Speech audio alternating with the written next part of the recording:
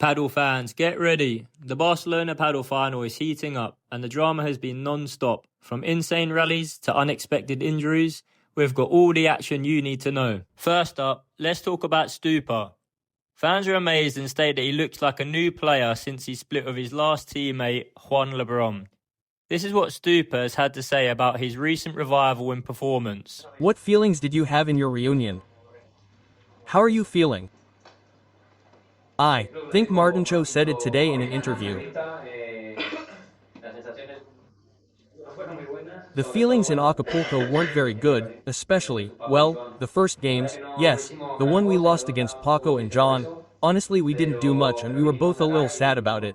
But we came here and said we wanted to, double down, try to play a little better, try to strengthen each other, and I think Martin has done that part very well. He has encouraged me at all times and has managed to make me feel very comfortable and give me that solidity that I needed, I think.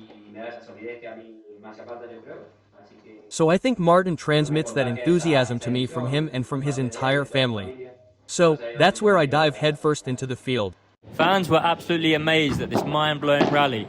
The video went viral instantly with some insane reflexes from Coello and a newborn Stupa to finish off the points.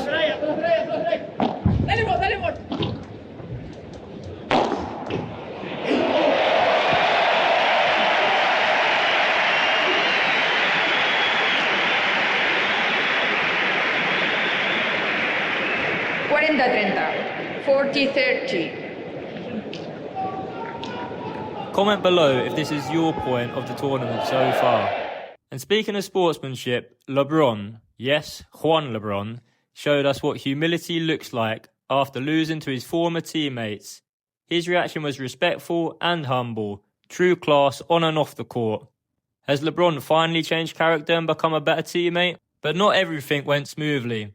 Fans were furious mid-game due to scoreboard glitches and some explainable errors in player stats. What nationality and age do you think Augsburger is? Spoiler alert, so if you don't know who reached the Barcelona finals, stop the video here.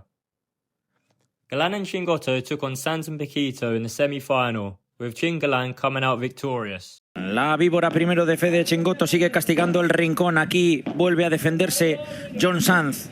Más de Fede Chingotto, quiere pasar por el paralelo, no le pilla Alejandro Galán para terminarlo, Alejandro Galán para acabarla, Alejandro Galán para traerla, Alejandro Galán para que vuelva a su territorio, Alejandro Galán para meterse en la final. ¡Juego!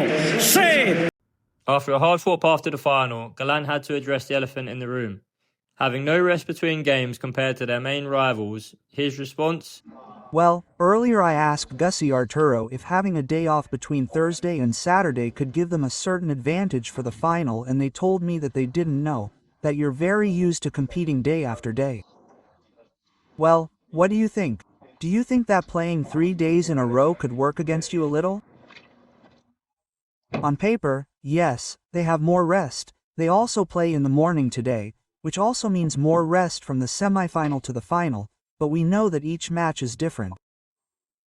And we don't think about that. We know the difficulty there is. We don't approach it from a physical perspective, as Feed says. We'll give it our all and give what we have left, and that's it. The difficulty perhaps lies in the approach, in knowing the difficulties, the problems they give us and trying to solve them and forget about them. But anyway, I think on paper there is an advantage, and I think we would have chosen to start on Thursday as well and the semi-finals in the morning. It's something I've asked for a lot during the year. I think that throughout the year we've always been the last shifts, and I think that, with so much traveling, so many time changes, playing at night, now we have to finish early, but yesterday I finished physio at 1:30 in the morning.